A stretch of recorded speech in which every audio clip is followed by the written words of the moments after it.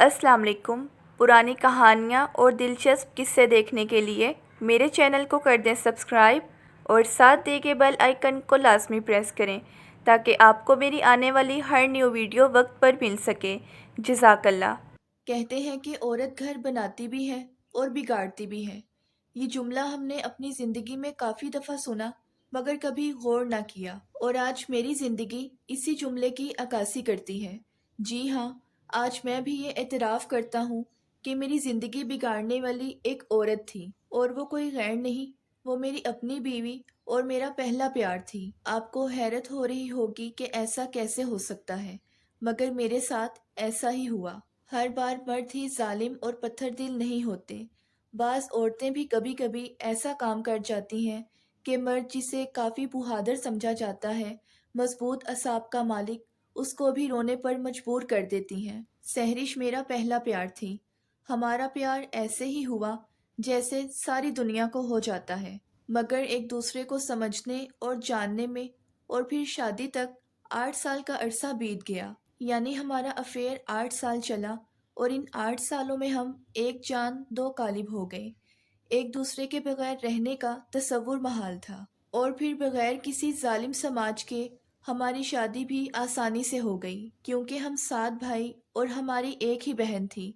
वालिद वफात पा चुके थे। तमाम भाई और बहन शादीशुदा और खुशगवार जिंदगी गुजार रहे थे। हमारी वालदा निहायत सादा और नेक तबीयत की मालिक थीं। उन्होंने हर बेटे की शादी उसकी मर्जी से की, क्योंकि बेटे खुश तो माँ खुश। इसलिए तमाम बेटे और बहुएं भी माँ पर जान छिड़कते थे। मेरा नंबर आखिरी था, इसलिए सहरिश मेरी जिंदगी में आसानी से आ गई। सहरिश को पाकर मैं खुद को दुनिया का खुशकिस्मत तरीन आदमी समझने लगा। हमें प्यार के झूले में झूलते ना जाने कैसे 14 साल गुजर गए, और इस दौरान हमारी एक ही बेटी हुई जो हमारे दिल का सुकून और आंखों की ठंडक थी। सहरिश टीचिंग की जॉब करती थी, जो कि उसने शादी के बाद भी जारी रखी, और साथ ही वो होल सेल पर कपड़े उठाती और इर्द गिर्द की बिल्डिंग्स और जानने वालों में सेल करती, तो उसका ये काम भी अच्छा चल पड़ा। मैं भी एक निजी हॉस्टल में काम करता था। हमारी गुजर बसर अच्छी हो रही थी, घर भी हमारा अपना था। यूं समझे कि हमारी जिंदगी सुकून से गुजर रही थी। मगर कहते हैं ना, खुशियां भी किस्मत वालों को रास आती हैं, तो मेरे साथ भी ऐसा ही हुआ। मुझे पता भी न चला, और मेरा खुशियों भरा आशियाना पल भर में ख़त्म हो गया। हुआ कुछ यूं कि कुछ वक्त से सहरिश की तबीयत चिड़चिड़ी सी रहने लगी। वो अब अक्सर मुझसे ज़रा ज़रा सी बात पर उलझ जाती। मैं काफ़ी परेशान होता, और ये सोच कर कि काम की परेशानी होगी नज़रअंदाज कर देता। मगर आए दिन यही हाल रहने लगा, और ऐसा लगने लगा जैसे सहरिश के दिल में अब मेरी मोहब्बत ख़त्म हो गई है। ना वो मुझसे ज़्यादा बात करती और ना ही घर पर तवज्जो देती, और अगर मैं कोई सवाल करता तो काम की ज़्यादती या फिर कोई और बहाना बनाकर वो बात जल्दी ख़त्म कर देती। मगर मेरे दिल को सुकून ना मिलता, और मैं दिल में दुआ करता कि काश ऐसा ही हो और सब ठीक हो जाए।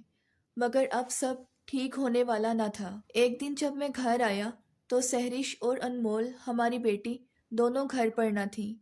मैं समझा सहरिश किसी काम से गई होगी, आ जाएगी। मगर हैरत का झटका तो मुझे तब लगा जब मैं अंदर बेडरूम में लेटने की गर्ज से गया। मैंने देखा कि कमरे की हालत बदतर थी। अलमारियों के दरवाजे खुले थे, और अलमारियों से कपड़े बाहर गिरे हुए थे।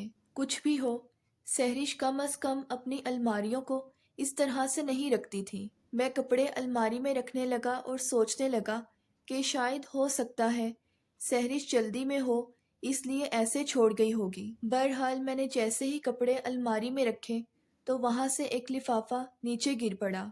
मैंने हैरत से उसे देखा, उठाया, और वो खुला हुआ था। तजस्सुस के मारे मैंने उसे खोल कर पढ़ा तो मेरी तो दुनिया ही अंधेर हो गई।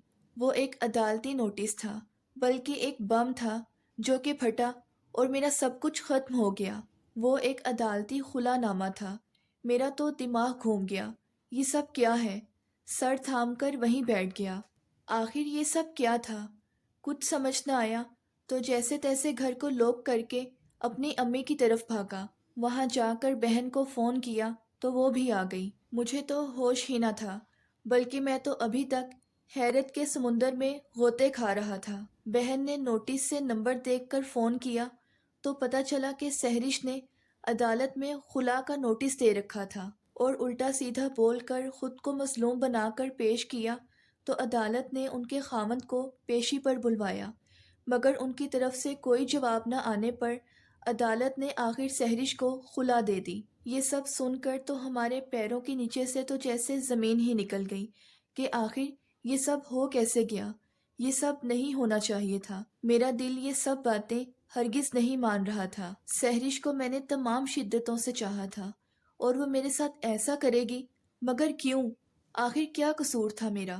میں غم اور غصے میں کانپنے لگا، مگر پھر مجھے اس کی بے پرواہی یاد آئی کہ کافی ٹائم سے وہ مجھ سے الجھی الجھی سی رہنے لگی تھی۔ سمجھ نہیں آ رہی تھی کہ کیا کروں، کہاں جا کر اسے ڈھونڈوں اور اس سے پوچھوں کہ اے ظالم عورت، آخر تم نے میرے ساتھ ایسا کیوں کیا؟ میری چاہت میں کہاں کمی تھی؟ مجھے اچانک میری بیٹی انمول کی یاد آ گئی تو میری آنکھوں سے آنسو جاری ہونے لگے۔ اس وقت میری بہن نے ہمت سے کام لیا اور وہ بولی، اٹھو، یہ وقت رونے کا نہیں، ہمیں اسی وقت تمہارے گھر جانا ہوگا، شاید وہاں سہرش نے کوئی ثبوت چھوڑا ہو۔ میرا دل اس وقت پھٹ رہا تھا۔ خیر میں امی اور بہن کے ساتھ گھر واپس آیا۔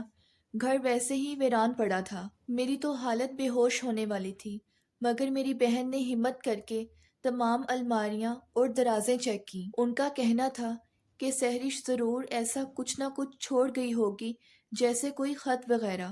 پھر زیور والی دراز کھولی تو سب خالی تھا، تمام پیسہ اور زیور وہاں کچھ بھی موجود نہیں تھا۔ سہرش کا کافی زیور تھا جو کہ وہ اپنے ساتھ لے جا چکی تھی۔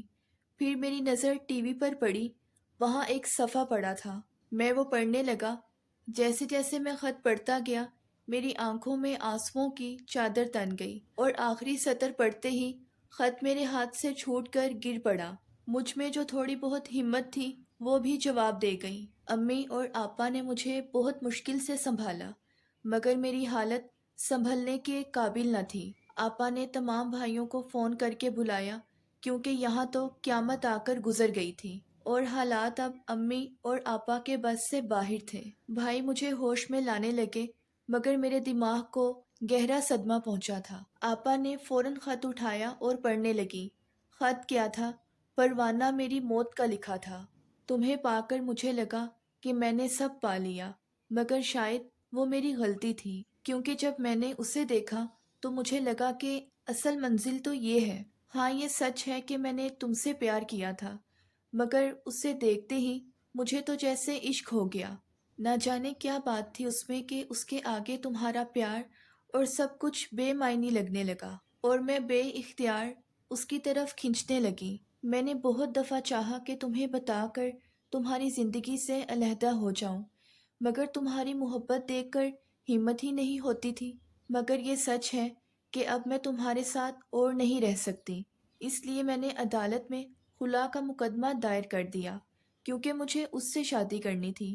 اس کے لیے طلاق یا خلا چاہیے تھا۔ عدالت کی طرف سے جو بھی تمہارے نام پیشی کا نوٹس آتا وہ میں پھاڑ کر پھینک دیتی تھی، کیونکہ میں جانتی تھی تم کسی بھی قیمت پر مجھے چھوڑو گے نہیں، اور اس طرح تمہاری طرف سے کوئی پیش رفت نہ آنے کی بنا پر عدالت نے فیصلہ میرے حق میں دے دیا۔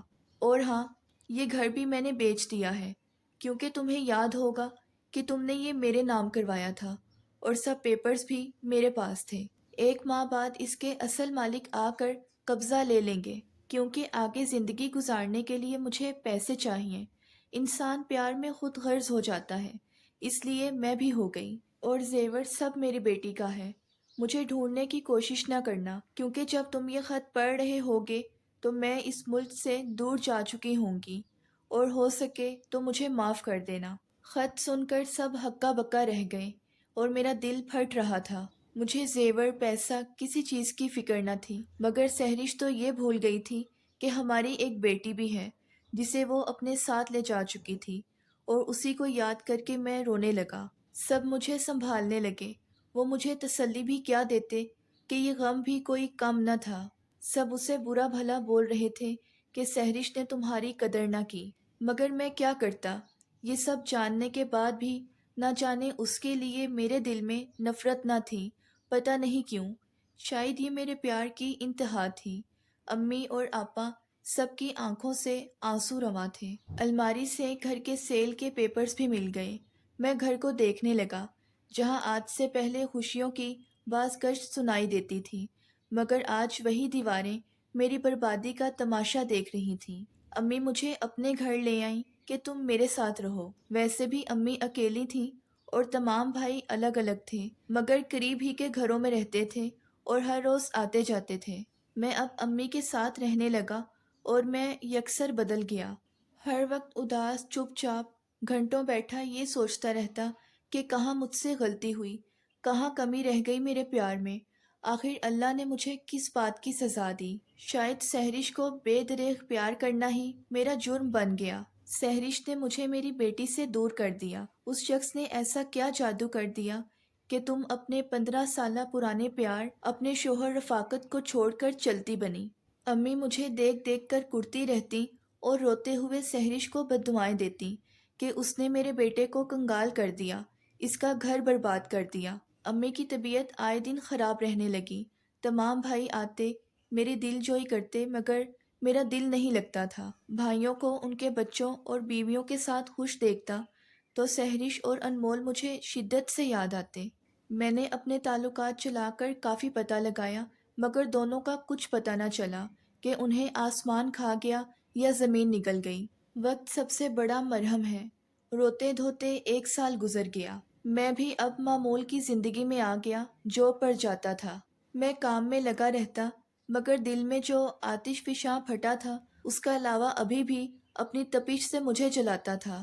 مگر میں امی کے سامنے خود کو نارمل رکھتا تھا، اور اب امی مجھے دوسری شادی کا کہتی رہتی تھیں۔ بیٹا، میری زندگی کا کیا بھروسہ ہے؟ تم اپنا گھر بسا لو۔ جب تک اکیلے رہو گے، یادیں تمہارا پیچھا نہیں چھوڑیں گی۔ میری بوڑھی آنکھوں میں اب اور دکھ دیکھنے کی ہمت نہیں، مگر میرا دل نہیں مانتا تھا۔ جسے میں نے دل کی گہرائیوں سے چاہا، وہی نہ میری بن سکی، اور اب مجھے کسی اور پر یقین نہیں کرنا تھا۔ امی مجھے سمجھاتی 5 انگلیاں برابر نہیں ہوتی، مگر پھر بھی میرا دل نہیں مانتا تھا۔ اسی طرح امی کو ٹالتے ٹالتے 1 سال اور گزر گیا۔ امی اب بالکل بستر پر پڑ گئی تھیں۔ انہیں میرا ہی غم اندر ہی اندر کھائے جا رہا تھا۔ اولاد کا غم بھی بہت عجیب ہے۔ اولاد اپنی ماں کی وجہ سے اپنا غم دل میں چھپا کے رکھتی ہے، مگر ماں اپنی اولاد کے غم میں ہی ختم ہو جاتی ہے۔ اب امی مجھے بار بار یہی کہتی رہتی کہ بیٹا، تم دوسری شادی کر لو۔ امی کھانا بھی نہیں بنا سکتی تھیں کمزوری کی وجہ سے، تو بھابیاں بنا کر بھیجتی تھیں۔ بیٹا، بہو گھر آ جائے گی تو کھانے پینے کی محتاجی بھی ختم ہو جائے گی۔ بس امی کی وجہ سے میں نے ہاں کر دی، اور میری ہاں نے گویا امی کے مردہ بدن میں جیسے جان ڈال دی ہو۔ بہن کی کوشش اور امی کی دعاؤں سے مجھے ایک اچھی لڑکی مل گئی۔ بہت سادگی سے نکاح کی رسم ہوئی۔ اسے سب کچھ پہلے ہی بتا دیا گیا تھا، کیونکہ میں اس رشتے کی بنیاد جھوٹ پر نہیں رکھنا چاہتا تھا۔ وہ بہت سمجھدار اور سگھڑ لڑکی تھی۔ اس نے مجھ سے اس بارے میں کوئی سوال جواب نہ کیا، اور آتے ہی گھر کو سنبھال لیا۔ میری دوسری بیوی سعدیہ جتنی خوبصورت ہے، اس سے کہیں زیادہ نیک سیرت ہے۔ اسے پا کر میں سحرش کو بھول گیا، مگر مجھے میری بیٹی آج بھی یاد آتی ہے، کیونکہ وہ میرا خون تھی۔ میری آنکھیں بھر آتی ہیں۔ سعدیہ نے آ کر میری بکھری زندگی کو سمیٹ لیا۔ بس اب اللہ سے یہی دعا ہے کہ میری بیٹی جہاں بھی ہو خوش اور آباد رہے، اور اللہ میرے اس آشیانے کو آندھیوں سے محفوظ رکھے، آمین۔ اگر آپ کو میری آج کی یہ سٹوری پسند آئی ہے تو ویڈیو کو لائک اور چینل کو سبسکرائب کرنا مت بھولیے گا۔ ملتے ہیں نیکسٹ ویڈیو میں، تب تک کے لیے اللہ حافظ۔